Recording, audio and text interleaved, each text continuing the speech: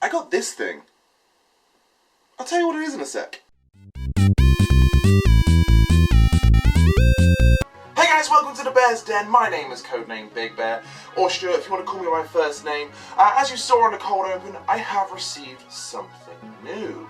It's quite exciting. It's known as a flip grip, and it looks a lot like this. Ooh, there's not much to it. Ooh. So what that is a grip that actually holds your Switch in the vertical or tight mode, so you can play certain games portrait mode. And that's kind of what I'm going to be start doing within Bear's Den. Every now and again I'm going to throw in a new episode of Vertically Challenged! So essentially it holds your games vertically like this. Now the first game I am going to be talking about is Switch and Shoot.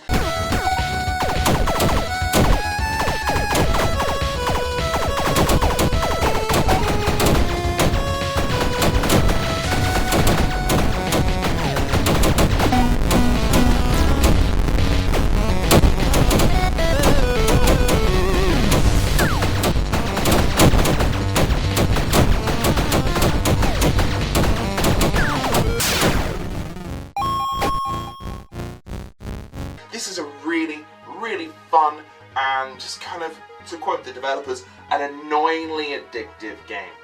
You know, having to be able to hold it like this and be able to see the whole screen like this, which is actually pretty fun. Yeah, I really enjoy that. Now, before I start to talk about my flip grip, before I start to talk about the game that I'm going to be playing and kind of talking about within this review, I'm actually going to talk about the grip itself and why I've got it. I've had the Switch since Christmas of 2019, so I've only a few months, and one of the first games I bought was Switch and Shoot. It's a really fun and addictive game, but whilst playing it, I hit the start button and my whole screen rotated, and I thought that was really cool.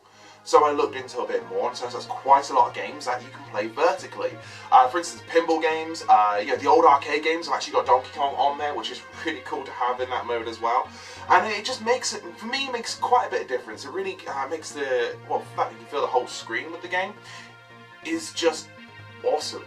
You can have it in this vertical stage, and it makes it feel like it's supposed to be like that, which is just how games should be, right?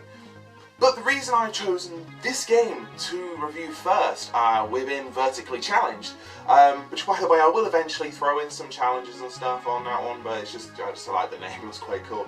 But the reason I chose this game is because it was the first game that I discovered it on, so why not? So Switch and Shoot is just a very cool shooting gallery type game. You know, you're scrolling up your screen and you shooting bad guys and collecting power-ups. That is essentially the entire game. But it's actually more of a high score thing. So you are this little ship. You are a randomly generated name. One of my favourite ones was Slurg. Slurg.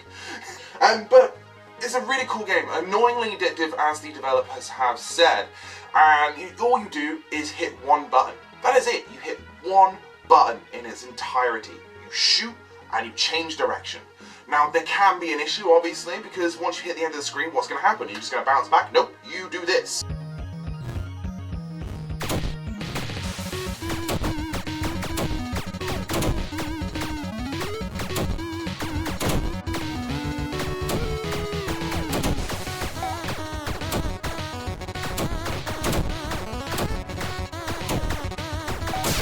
Go through the screen and continue going on, but obviously enemies are constantly coming down, so you have to be strategic about this as best as you possibly can with the limited controls you have.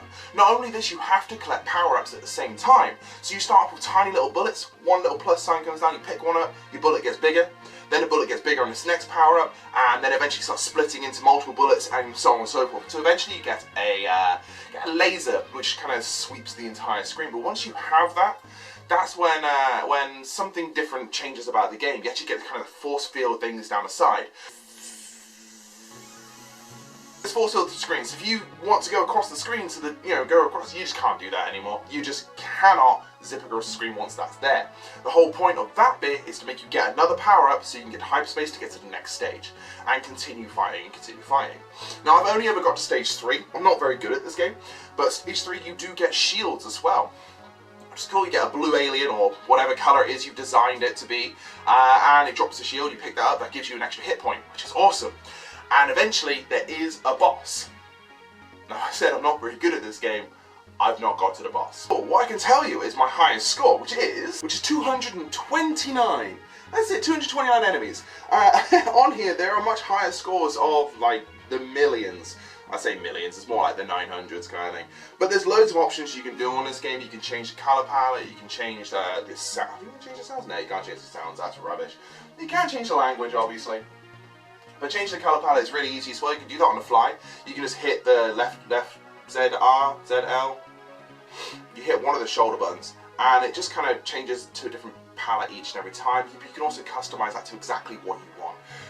This game is honestly one of the games I picked up pretty early on, and I played it almost every day. I played for at least 5 minutes a day. It's really, really good, and I'm just no good at it. So if you haven't played it, it's less than £2, I believe. Pick it up, play it, have fun.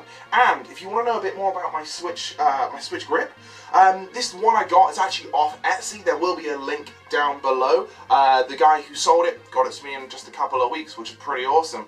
And everything works perfectly with it as well. The only issue I do have is on the right hand side Joy-Con holder. It's a little bit stiff getting in, but other than that, it's PG. There is a much nicer flip grip out there that actually comes with a stand, so you can stand it vertically. This is actually pretty unsafe. I don't like it doing that. That's not cool. But it's a stand that can kind of set it up so it sits vertically, much safer than that. By Fan Gamer. Now, I was going to buy this one originally myself, but $12.99 in the States, easy peasy. But to ship it to England, sorry, it was going to cost me something on the lines of £70 with extra shipping and all that on top of taxes they had to throw in. It just seemed like a lot of hard work for me to do it, so that's why I went to Etsy instead. And the guy who did sell me this version as well also has another one that actually has grip handles on it as well, but it doesn't stand up by itself as far as I can tell. Really nice guy, but again, the links for both of these grips, all three of those grips, are going to be in the links below. But yeah, that was Switch and Shoot. It's a very simple game, very easy, really cool, really funny as well. You get just kind of little comments about your randomly generated name. So that was my review on Switch and Shoot. Just a really fun game, really super addictive, easy to pick up and play, and also just dirt cheap. The guy who made it clearly put a lot of heart and soul into this thing, just having loads of fun doing it, and just playing around with the ideas. I'm going to give this game like a 9 out of 10. I absolutely love it. I really, really do. And I fully recommend every one of you who's watching, if you've got a Switch, pick it up. It's less than £2. It's nothing. In fact, I got it for 89p during a sale. So do yourself a favour, get this game. Well, you know, to the developers, this game kicks ass. Like, make more games. I have more on the Switch. I want to see more of what you're going to do on the Switch. It's flipping awesome, it really is.